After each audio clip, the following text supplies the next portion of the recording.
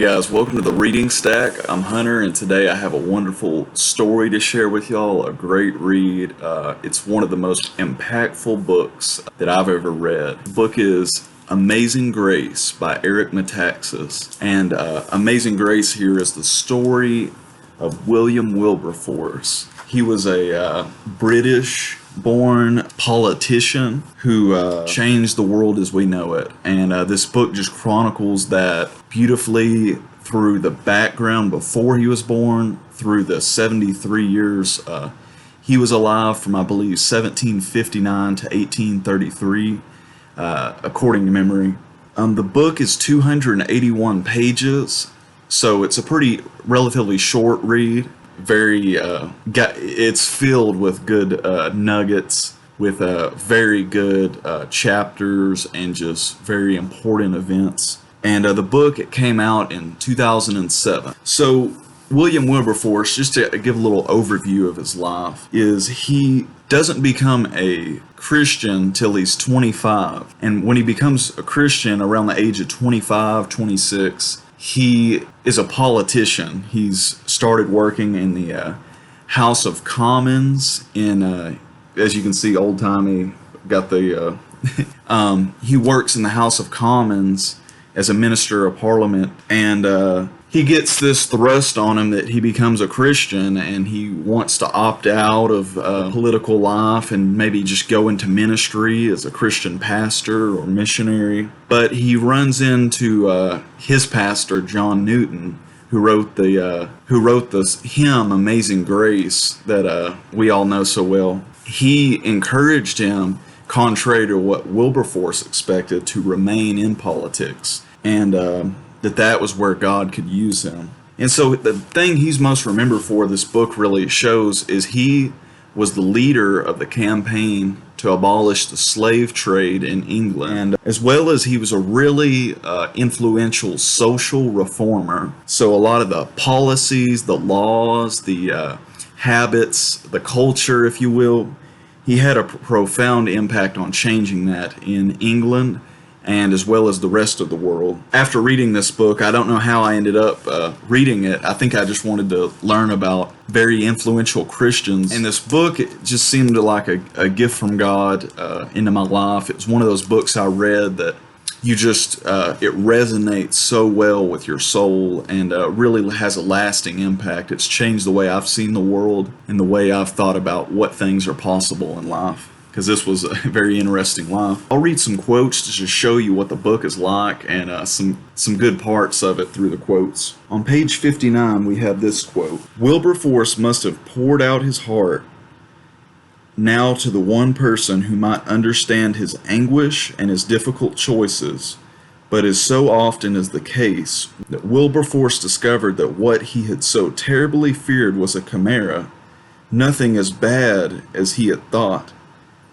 Newton didn't tell him what he had expected, that to follow God he would have to leave politics. On the contrary, Newton encouraged Wilberforce to stay where he was, saying that God could use him there. Most others in Newton's place would likely have insisted that Wilberforce pull away from the very place where his salt and light were most needed."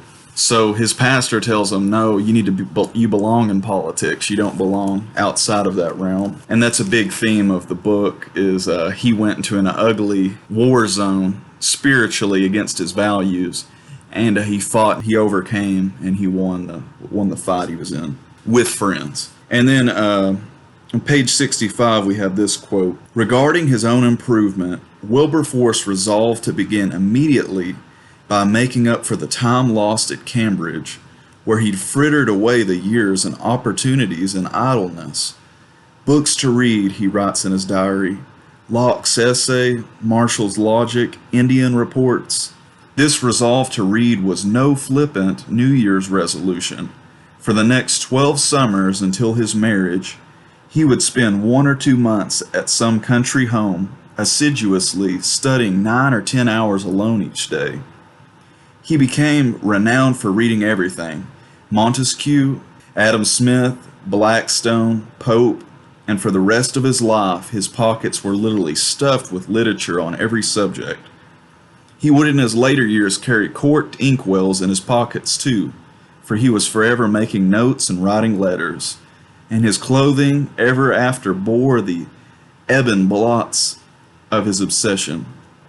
Once, while he was kneeling with others in prayer, one fatally overstuffed pocket interrupted the devotional atmosphere by exploding under the strain of literature and pouring its contents upon the carpet.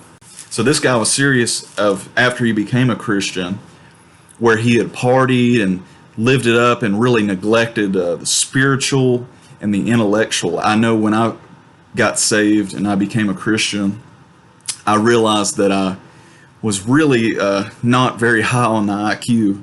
I had really not stewarded my mind the way I believe God wanted me to. So I got into reading, and I read books that weren't so great, books that were really good, and it really helped grow my mind. As Wilberforce and other Christians know, we're to love God with our heart, mind, strength, and the mind, you can neglect that, and it's important to level up your mind, and it's so great. Reading helps us to become smarter and wiser. Now on page 115 we have the quote, "A battle plan had been drawn up, leaders had been chosen, and victory had been clearly defined as the abolition of the slave trade by a bill in Parliament. The abolitionist movement was in full fan." And the beauty of that quote, I think, really is it shows that it took organization, it took people coming together in unison with one focus, one mission, that they clearly define what failure and what victory would be and how they would do it. And it really helps them as they go along because they actually fail a whole lot.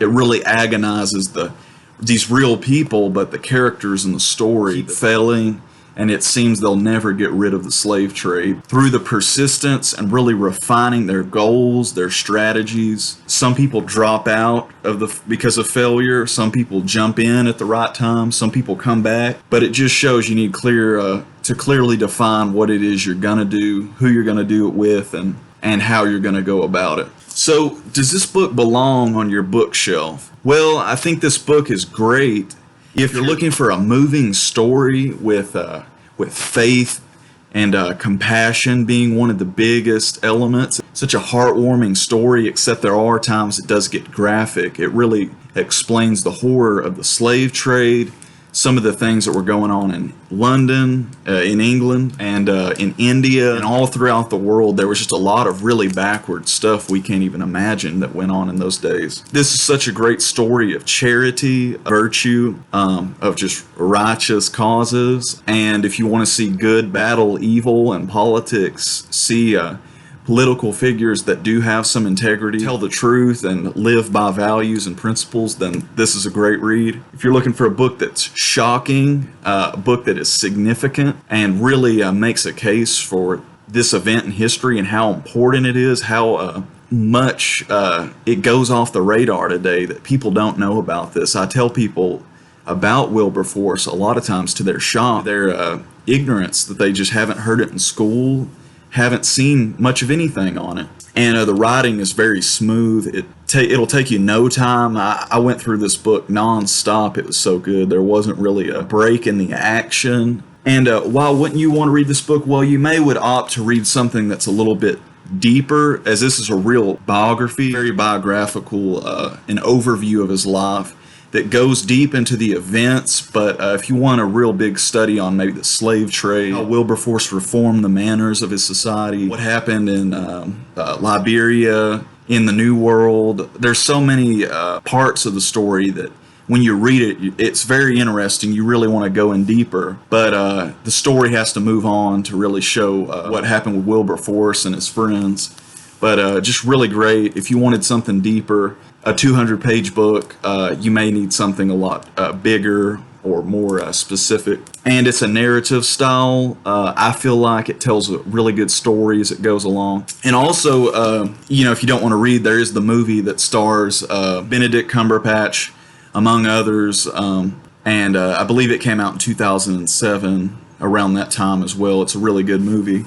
Shows a lot less of the faith side, so I think if you saw that movie and you're like, you didn't enjoy it as much or feel moved by it, I'd say go for the book, because it's got a lot of things that, of course, the movie was very limited and could not capture fully. Now, lessons. What lessons can we take away from this book? I think one of the biggest lessons is with Wilberforce, he felt like God moved him to have these two great objects in his life. One was to abolish, to end the slave trade. The other was to really change the culture of British society when it was really backwards, going in decline, a lot of violence, a lot of gross behavior just was mainstream. I think a thing to think about is, what are we here for?